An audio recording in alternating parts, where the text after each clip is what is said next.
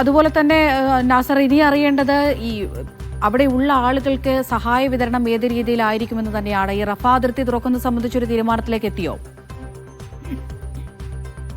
റഫ അതിർത്തി ഇപ്പോൾ ഞായറാഴ്ച തുറക്കുമെന്നാണ് ഇപ്പോൾ ഇസ്രായേലിന്റെ വിദേശകാര്യമന്ത്രി അല്പം മുമ്പ് ഒരു പ്രതികരണം നടത്തിയിരിക്കുന്നത്. പക്ഷേ കാര്യത്തിൽ പൂർണ്ണമായിട്ടുള്ള വ്യക്തതയിൽ എത്തിയിട്ടില്ല. ഞായറാഴ്ച റഫ അതിർത്തി തുറക്കും എന്നാണ് ഇപ്പോൾ പറഞ്ഞിരിക്കുന്നത്. കാരണം 20 ജീവനോടെയുള്ള ബന്ദികളെ കൈമാറിയ അതേ ദിവസം തന്നെ റഫ അതിർത്തി തുറക്കാനും ഒരു വിഘ്നവും കൂടാതെ ഈ സഹായ വസ്തുക്കൾ ഗസയിലേക്ക് എത്തിക്കണമെന്നൊക്കെ കരാറിലുണ്ടെങ്കിൽ പോലും ഇനിയും അത് പുലർന്നിട്ടില്ല. കാരണം ഇന്നലെ 300ഓളം ട്രക്കുകൾ കടത്തിവിടുമെന്ന് പറഞ്ഞിരുന്നെങ്കിൽ പോലും അത്ര പോലും ട്രക്കുകൾക്ക് കടന്നുപോകാൻ സാധിച്ചിട്ടില്ല. അതിനുള്ള അനുമതി നൽകിയിട്ടില്ല.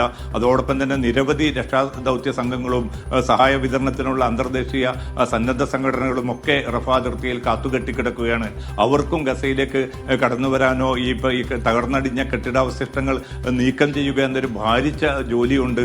അതിനിടയിൽ ആയിരക്കണക്കിന് മൃതദേഹങ്ങൾ കുടുങ്ങിക്കിടക്കുന്നതായ റിപ്പോർട്ടുകളുണ്ട്. അപ്പോൾ ഇതൊക്കെ ഒന്ന് പുറത്തെത്തിക്കാനും ഏറ്റവും മിനിമം ഉള്ള ഒരു താമസ സൗകര്യങ്ങൾ, ഇപ്പോൾ ജലവിതരണ സംവിധാനം പൂർണ്ണമായിട്ടും തകർക്കപ്പെട്ട ഒരവസ്ഥയിലാണ്. അപ്പോൾ കുടിവെള്ളത്തിന്റെ വിതരണം എന്നത് എത്രയും പെട്ടെന്ന് അത് പുനഃസ്ഥാപിക്കേണ്ടതുണ്ട്. അതോടൊപ്പം തന്നെ ആശുപത്രികളിലെ അവസ്ഥ നമുക്കറിയാൻ സാധിക്കും. പിന്നിട്ട 2 വർഷക്കാലം നടന്ന ഏറ്റവും കിരാതമായിട്ടുള്ള യുദ്ധത്തിലൂടെ ആശുപത്രികളൊക്കെയും തകർക്കപ്പെട്ട ഒരു സാഹചര്യമുണ്ട്. അവിടത്തേക്ക് മരുന്നുകൾ ലഭ്യത ഉറപ്പുവരുത്തുക എന്നതുൾപ്പെടെയുള്ള അടിസ്ഥാന കാര്യങ്ങളിൽ പോലും ആവശ്യമായിട്ടുള്ളൊരു നീക്കം ഈ കരാറുണ്ടായിട്ട് പോലും നടപ്പാവുന്നില്ല. ആ ഒരു പശ്ചാത്തലത്തിലാണ് അല്പം മുമ്പ് ഹമാസിന്റെ ഒരു പ്രതികരണം വന്നിട്ടുണ്ട്. കാരണം തങ്ങളുടെ പോരാട്ടം എന്നത് ഏതെങ്കിലും നിലയ്ക്ക് തങ്ങൾ അമർച്ച ചെയ്യുമെന്ന് ആരും കരുതേണ്ടതില്ല.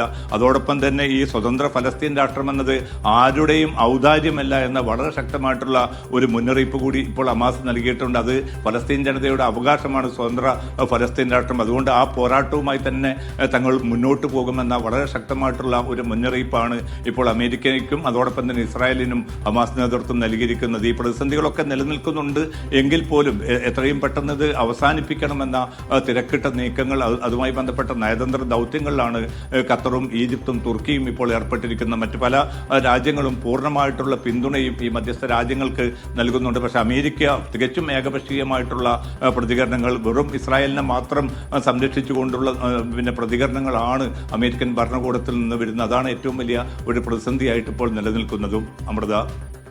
ശരി, MC നാസറാണ് വിശദമായ വിവരങ്ങൾ നൽകിയത്.